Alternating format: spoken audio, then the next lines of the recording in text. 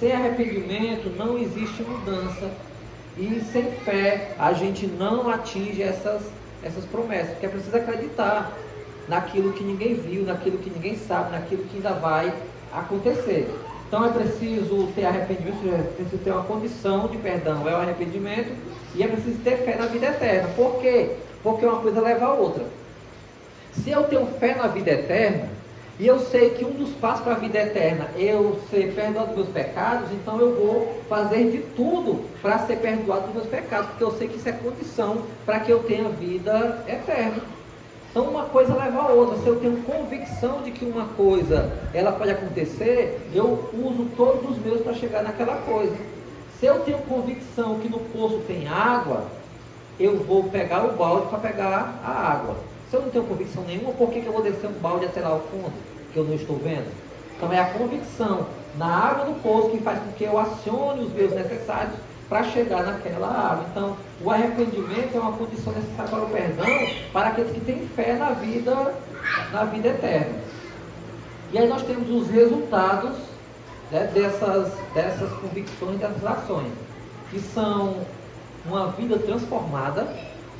Aquele que tem Jesus como seu Salvador tem uma vida transformada, e é preciso buscar essa vida transformada. É por isso que Paulo fala que a gente tem que examinar-nos a nós mesmos, para ver, minha vida foi transformada? Eu deixei de fazer isso? Eu deixei de ter esse comportamento? Eu era assim, eu ainda sou assim? Então, tudo aquilo que eu tinha de comportamento antes de aceitar Jesus como meu Senhor e Salvador, eu preciso ter um comportamento novo. Então eu tenho que ver se eu tenho uma vida transformada. Então esse espaço é para a gente olhar. Eu vou olhar a salvação. É algo dado por Deus. A salvação, ela tem a ver com o perdão dos pecados. A salvação tem a ver com ter fé para ser feito filho de Deus. E a salvação, ela tem como resultado uma vida transformada. Então eu tenho uma vida transformada. Eu deixei de falar da vida dos outros. Eu deixei de julgar o próximo. Eu deixei de falar de forma grosseira, eu deixei de ofender as pessoas, eu deixei de querer o mal das pessoas, então eu deixei de ter a vida que eu tinha lá atrás. Então se eu deixei de ter a vida que eu tinha lá atrás, então eu estou aqui entendendo que é salvação, eu estou tendo salvação.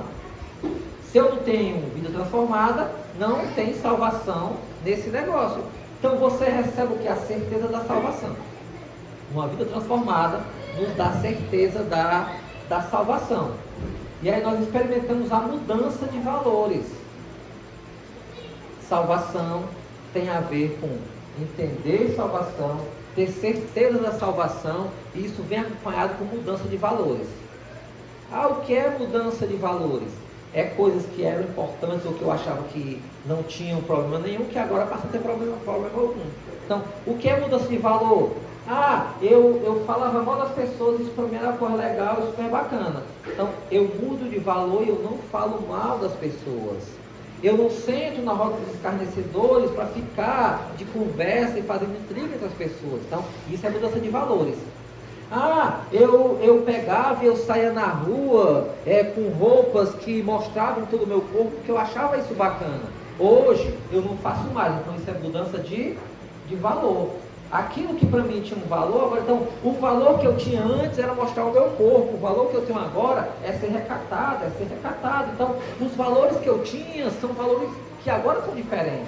Então, essa mudança de valores, que aí eu citei roupa, não tem a ver só com roupa, tem a ver com tudo que a gente tinha como valores, né? A vida, aquilo que eu achava que não era um problema. Então, aquilo que eu tinha como valor, mudou esses meus valores. Se os meus valores mudarem, eles agora seguem aquilo que manda a palavra, então eu entendi o que é salvação e eu estou vivendo salvação, amém? Mas aí vem uma pergunta que nós precisamos saber. É possível perder a salvação? Então eu acho que essa é uma pergunta que nós precisamos fazer. Eu tinha colocado esse tópico como um bônus no final do material de vocês. E aí eu resolvi trazer de novo o começo do material, porque eu acho que é algo que é necessário haver o entendimento, certo? Nós temos talvez os dois maiores vertentes com relação a isso, com relação a perder a salvação ou não, é o calvinismo e o arminianismo. O arminianismo e o calvinismo são as duas vertentes que mais falam sobre isso. Esses seriam os dois tópicos, os dois pontos que a gente fala sobre poder perder a salvação. Então, quando a gente fala de perder a salvação, nós vamos para os calvinistas, que eles acreditam na predestinação ou na eleição incondicional. O que isso quer dizer? O que é predestinação? É que se Deus escolheu o João para ser salvo, o João é salvo. Independente de qualquer coisa, independente do João ter aceitado a Jesus ou não, vai chegar uma hora que o João, ele vai ter Jesus como seu Salvador e ele vai ser salvo. Então isso é predestinação. Deus escolhe quem vai ser salvo, e uma vez Deus tendo escolhido quem vai ser salvo, essa pessoa não perde a salvação. Então isso é o calvinismo, certo? São ramos teológicos, mas que, embora a gente não tenha essa direção, por sermos igrejas em um formato muito novo, mas as igrejas tradicionais, elas andam em cima dessas linhas. Ou elas são calvinistas, que é o caso das presbiterianas, algumas batistas e algumas igrejas de origem europeia, ou são arminianistas, que são os casos da Assembleia de Deus, das igrejas mais tradicionais e pentecostais. Então, como a gente não vem de nenhum dos dois ramos, mas quem já foi da Assembleia, pelo menos, já viveu isso lá, ou essas ideias lá. Então, o calvinismo acredita que a gente não perde a salvação.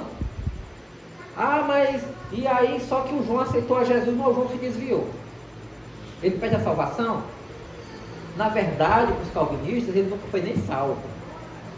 Ele gostou da igreja, ele gostou dos irmãos, ele veio para cá, mas ele nunca foi salvo.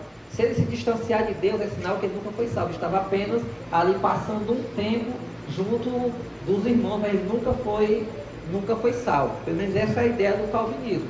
E aí o que fazem os calvinistas, o que fazem esses irmãos que acreditam na predestinação? Eles pregam o evangelho. Eles pregam o evangelho com o objetivo de que as pessoas, os escolhidos, eles possam escutar a mensagem e possam vir para Jesus. Ou seja, era como se fosse mais ou menos assim: vocês estão aqui, 20 pessoas, e eu prego o evangelho para que entre vocês o que foi escolhido, escute e aceite. Porque o crer é por ouvir a palavra. Então você tem que ouvir a palavra para você crer e você aceitar e tomar posse da sua salvação. E o restante aqui que não foi escolhido já pode ir para casa, porque não vai ser salvo. Essa é a ideia do calvinismo. Eles usam dois textos para justificar isso, que é João 10, 28 e 29, que diz: eu lhes dou a vida eterna e jamais perecerão, ninguém as arrebatará da minha mão. Então, com base nesse versículo, eles acreditam que quem tem a vida eterna nunca vai perdê-la. E Romanos 8, 38 e 39 diz: nada pode nos separar do amor de Deus em Cristo. Ou seja, nada poderia nos separar. Então, se Cristo, Ele me ama e está comigo, Ele está comigo, e eu não perco a minha salvação. Amém? Mas, por outro lado, como eu falei, tem o arminianismo, que são aqueles que acreditam em Jacó Armínio, ou Jacó Armínio foi ali o baluarte, foi alguém que trouxe e formulou essa ideia. E esse fato aconteceu no século XVI, quando teve a reforma protestante. Então, depois da reforma protestante, a gente teve muitas discussões, muitas dissensões de como seriam as coisas, e começaram a ter as ideias como tem hoje, em uma dimensão menor. Então, hoje nós vamos olhar, nós somos evangélicos, a gente tem várias vertentes de igrejas evangélicas. E alguns que acreditam em uma coisa, outros que acreditam em outra. Enquanto você me vê aqui pregando que você não pode ser obrigado a ofertar, você não pode fazer isso por necessidade ou por constrangimento, mas por gratidão, você vai ver em outras igrejas a pessoa pregando que você tem que dar 10% do que você ganha, mais 30% para outra coisa, mas não sei quem para quem, mas não sei quem para outro, e você, no final das contas, não vai ficar com nada porque quem te ganhar já ganhou. Então você vai ver isso aí acontecendo. Então, nós vamos ver hoje, então da mesma forma que acontecia lá atrás. E aí nós temos essas ideias, só que lá em outra dimensão, que prevaleceu até hoje dentro daquilo. Então, quem é arminianista acredita que a salvação pode ser perdida. Ou seja, se o João aceitou a Jesus e ele tomou posse da salvação, na hora que ele se desvia, ele perde a salvação. Então, esse é o entendimento do arminianismo, que talvez fosse alguma coisa mais parecida com a nossa forma de encarar. Quando eu falo nossa forma, a minha forma de encarar esse assunto, amém? Então, lá em Hebreus 6, 4 ao 6, ele diz o quê? Eu lhes dou a vida eterna e jamais perecerão. Ninguém as arrebatará. E eu errei o texto, perdão. Esse texto é o do anterior. Eu não passei o texto correto para cá. Mas é Hebreus 6, e aí Vamos para 2 Pedro 2, 20, diz: quem se afasta depois de conhecer a verdade é pior que antes. Então, com base nesse texto, os arminianistas eles acreditam que a salvação ela se perde.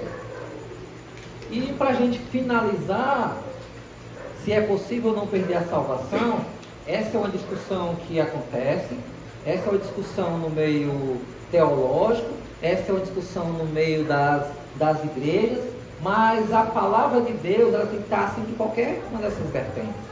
O crente ele tem que acreditar essencialmente na salvação e permanecer em Cristo. Se você permanecer em Cristo, não importa se você perde ou se você não perde, porque você não vai perder. Se você permanecer em Cristo, não importa as ideias, não importa as interpretações, você não perderá a sua salvação. Então o importante é ter foco na vida cristã. Não ter insegurança em relação à salvação, mas sim comunhão e vida diária com o Senhor. Então, muito mais importante do que os pensamentos teológicos é a nossa convicção da salvação.